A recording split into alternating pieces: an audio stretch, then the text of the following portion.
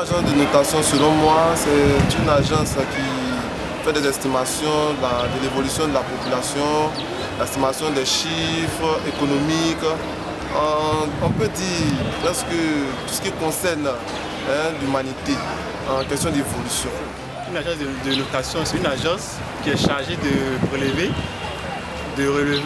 les notes économiques du pays. Une agence de notation financière est un organisme chargé d'évaluer le risque de non-remboursement de la dette d'un État, d'une entreprise ou d'une collectivité locale. Très peu connues du grand public, les agences de notation ont pour but de donner des informations quant à la solvabilité et à la santé financière d'une de ces entités citées plus haut.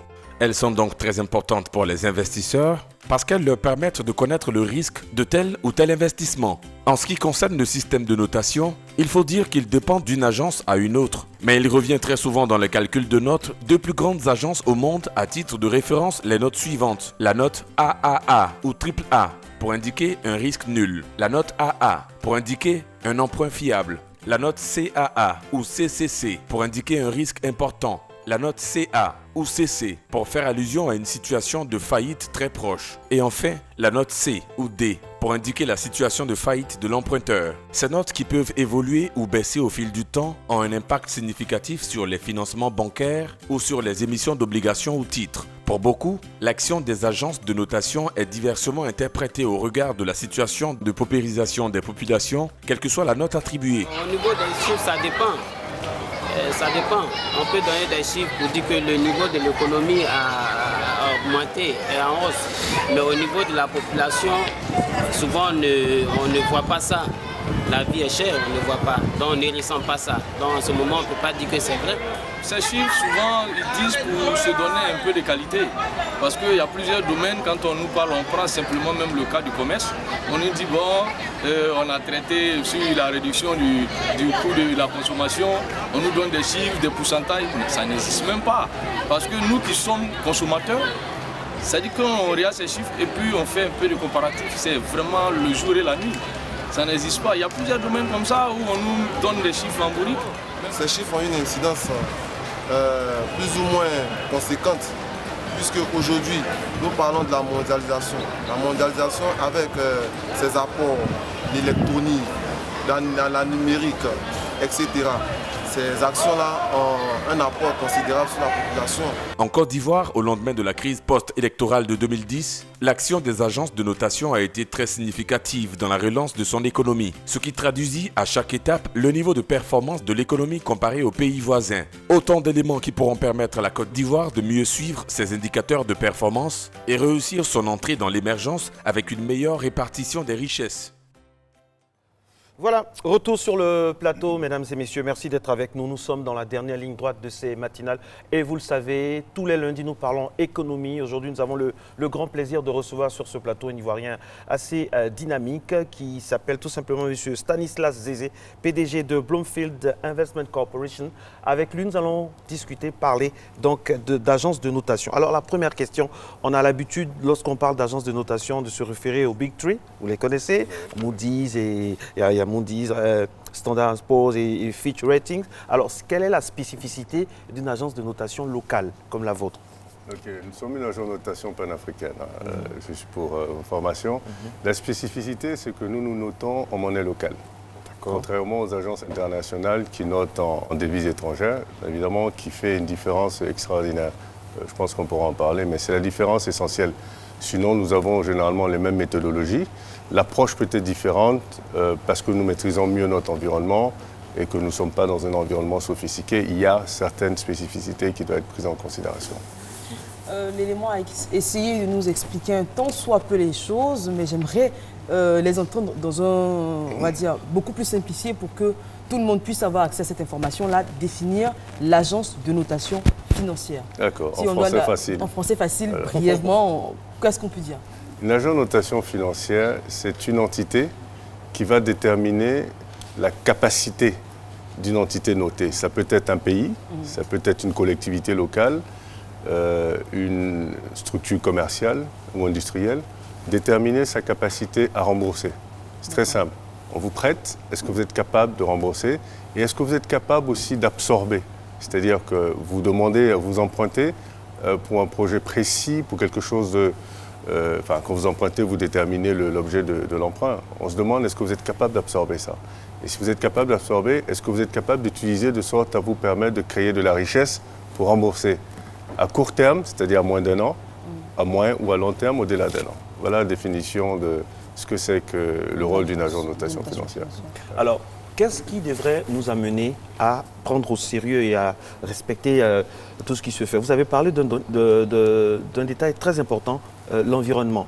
Vous, par exemple, vous êtes plus à même de noter un pays parce que vous êtes au niveau, il y a la proximité. Absolument. Il y a la proximité, déjà, c'est un gage. Mais est-ce que la question, quel est l'actif le plus précieux d'une agence de notation quand elle est au niveau panafricain, au niveau local? C'est la crédibilité. Que ce soit à l'international ou au niveau panafricain, l'actif le plus important d'une agence de notation financière, c'est sa crédibilité.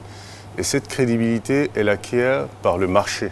C'est le marché qui va déterminer si vous êtes crédible. Ce n'est pas un agrément. Vous avez l'agrément parce que vous êtes déjà crédible. Vous n'avez pas, c'est pas l'agrément qui vous rend crédible. Donc c'est le marché qui vous fait confiance. Les gens vous confient des missions de notation financière. Évidemment, on verra comment, on verra les résultats de vos missions de notation financière et l'impact que ça aura justement sur les entités notées et le comportement que ces entités-là auront sur le marché. Si vous dites qu'une entité est 3A, mais sur le marché elle se comporte en C, naturellement vous perdez votre crédibilité à un moment donné. Donc, pas de complaisance, beaucoup de rigueur. Et vous parlez de crédibilité, c'est justement ce que les entreprises que vous êtes amenés à noter doivent démontrer qu'elles sont crédibles financièrement. Sur quels critères, on dira, on s'appuie pour noter sur plusieurs critères qualitatifs et quantitatifs. Quantitatif, on va regarder les états financiers de cette structure et voir quelle est sa solidité financière, un certain nombre de ratios que nous regardons. Et sur le plan qualitatif, nous allons regarder la qualité du management, la stratégie de la société, la capacité du management à comprendre tous de la même façon ces stratégies-là. On va regarder la gouvernance de la structure, comment elle est structurée. Est-ce que les décisions sont prises par une seule personne, par plusieurs personnes? S'il y a un niveau de contrôle, nous allons regarder si ces entités-là sont auditées, et donc regarder le rapport des auditeurs. Un certain nombre d'une panoplie d'informations que nous regardons qui nous permet à la fin de la journée de sortir une note sur une échelle précise. Et chaque note va correspondre à une qualité de crédit. Donc la qualité de crédit, c'est la capacité et la volonté à faire face à ses obligations financières. Est-ce qu'il faut faire confiance? Est-ce qu'il faut faire confiance aux données, aux informations fournies par les États ou les entreprises? Est-ce qu'il faut leur donner un blanc-seing? Non, vous savez, nous faisons aussi ce qu'on appelle la contre-intelligence. Naturellement, nous ne prenons pas tout ce qu'on nous donne pour argent comptant. Nous avons acquis, avec l'expérience et l'expertise, naturellement, nous faisons une contre-expertise et nous faisons aussi des entretiens. Et ce qui est intéressant, c'est que les entretiens sont une étape, les entretiens est une étape extraordinaire pour justement confronter ceux qui nous donnent les informations vis-à-vis de la véracité des informations. Nous avons des techniques pour poser des questions. Nous allons vous poser la même question 10 fois. Évidemment, si vous répondez 10 fois différemment, on se rendra bien compte qu'on n'a pas les informations fiables.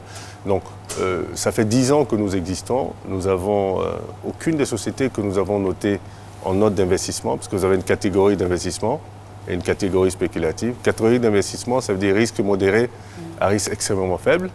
Catégorie spéculative, risque assez élevé à défaut avéré. Donc, dans la catégorie supérieure, qui est la catégorie où généralement les investisseurs aiment bien que les entités soient, depuis 10 ans que nous notons, aucune des structures que nous avons notées n'a fait défaut. Donc ça veut dire que nous avons cette capacité-là à justement évaluer de façon très claire la qualité des crédits des entités.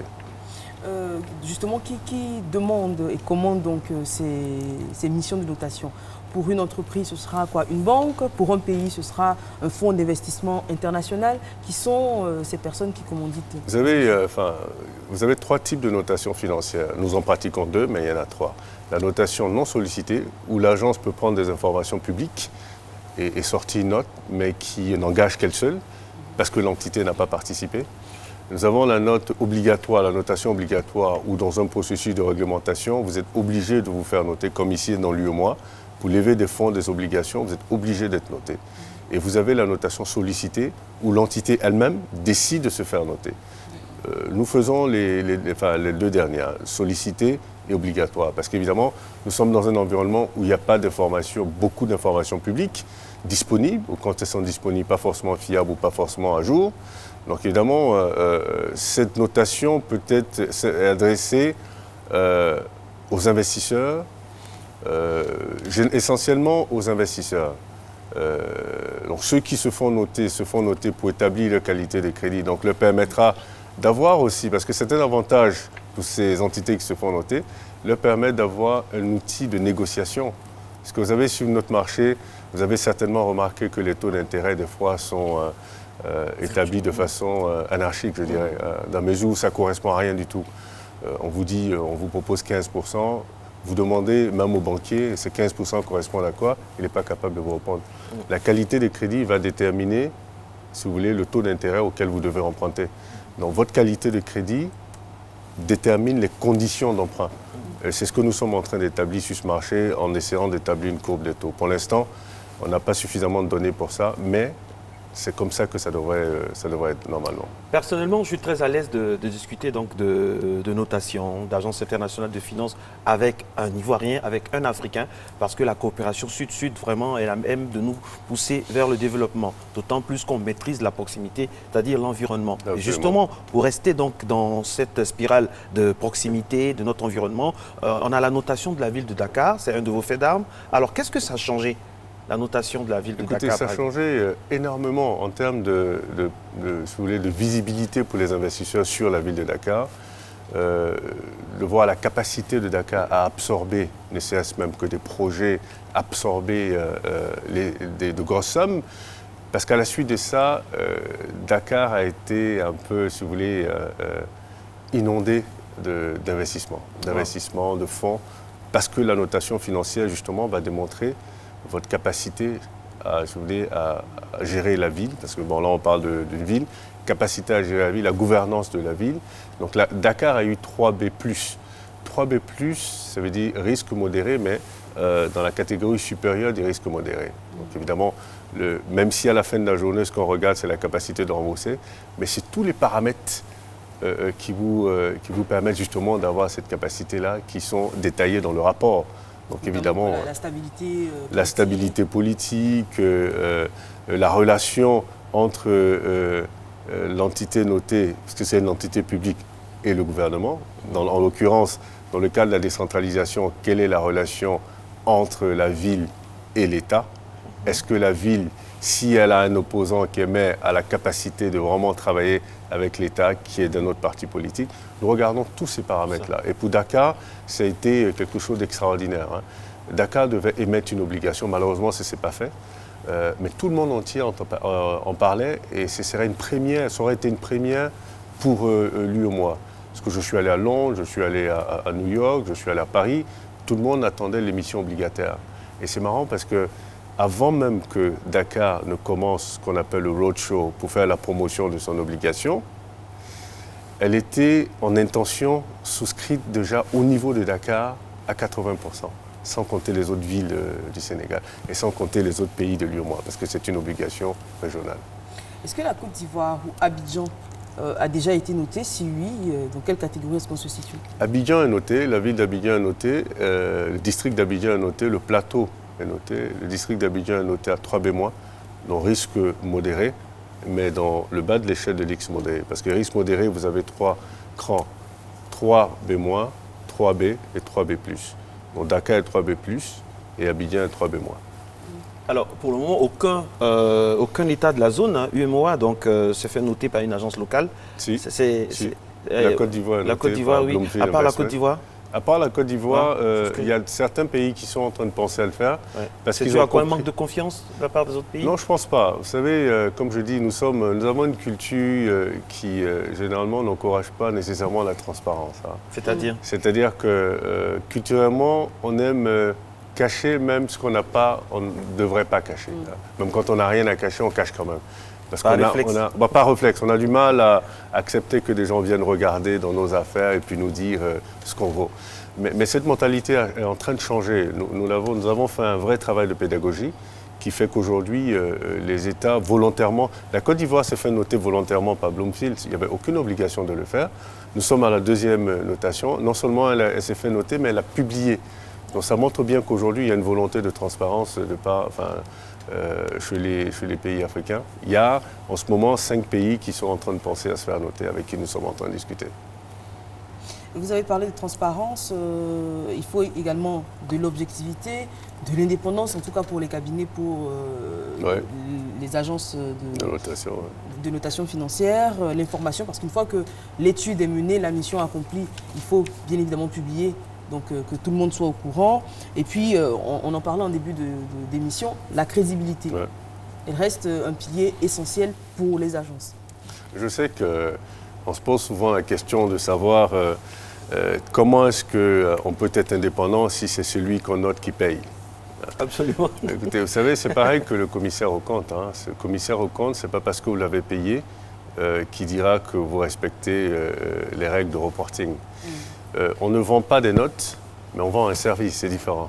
On vend un service qui est payé, mais on ne vend pas des notes.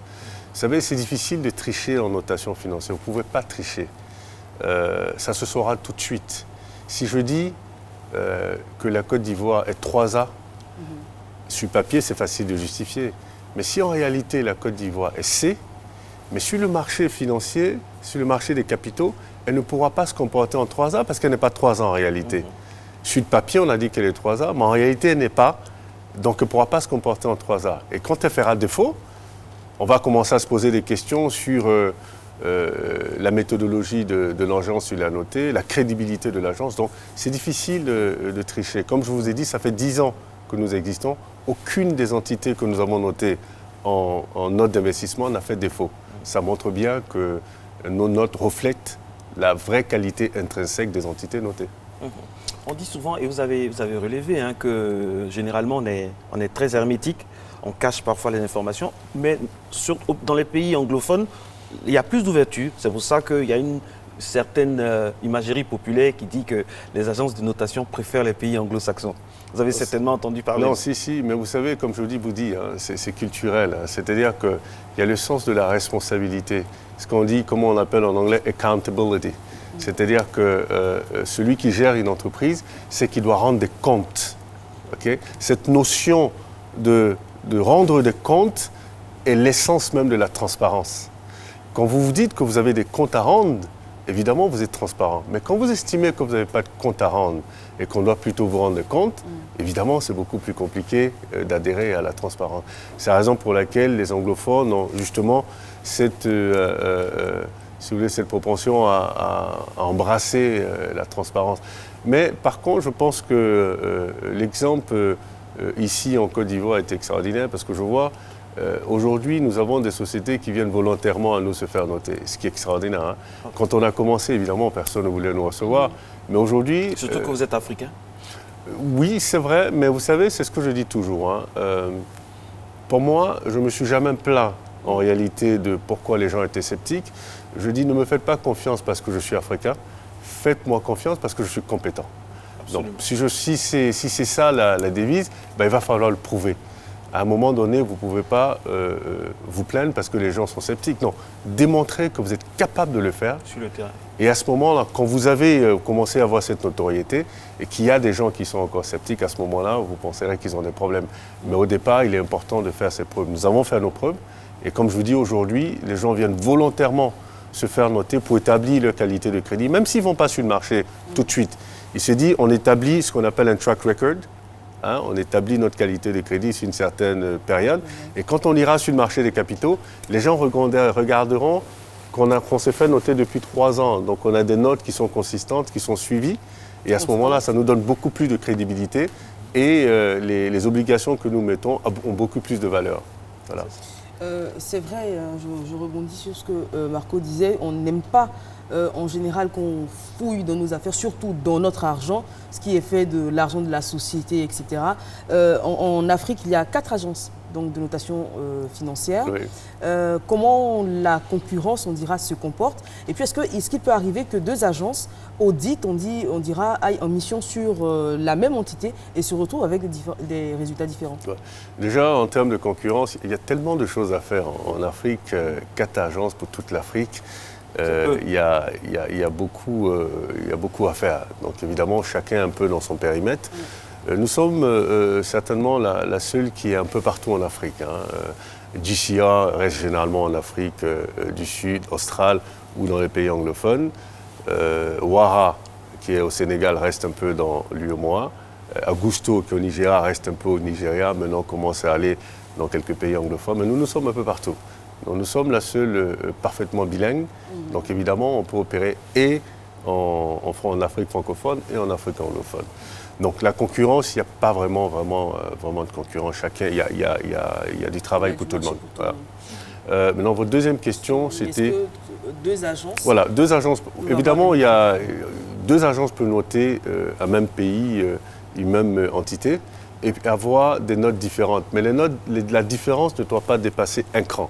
C'est-à-dire, si je dis que la Côte d'Ivoire est à moi, une autre agence la note dira soit elle est à moi, soit elle est A, ou elle est 3B+.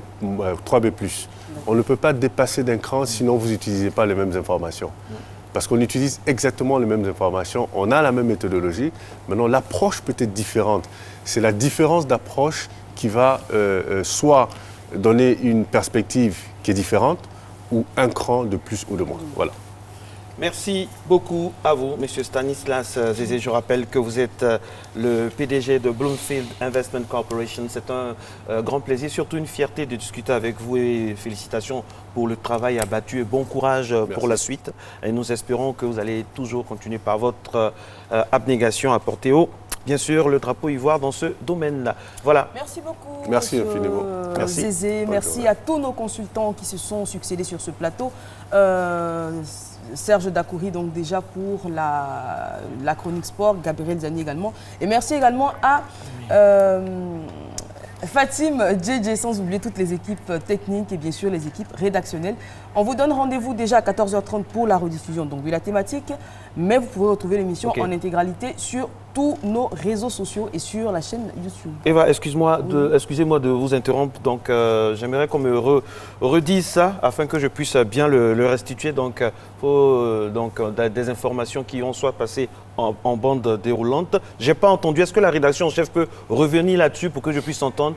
Au niveau de la Riviera à Kouedo, il y a quelques barrages de militaires. Donc, il faut faire très attention, faire preuve de beaucoup d'attention à ce niveau-là. Voilà. Merci beaucoup. On se retrouve demain à 7h30. Que Dieu nous protège tous et prenez soin de vous et des autres. Au revoir.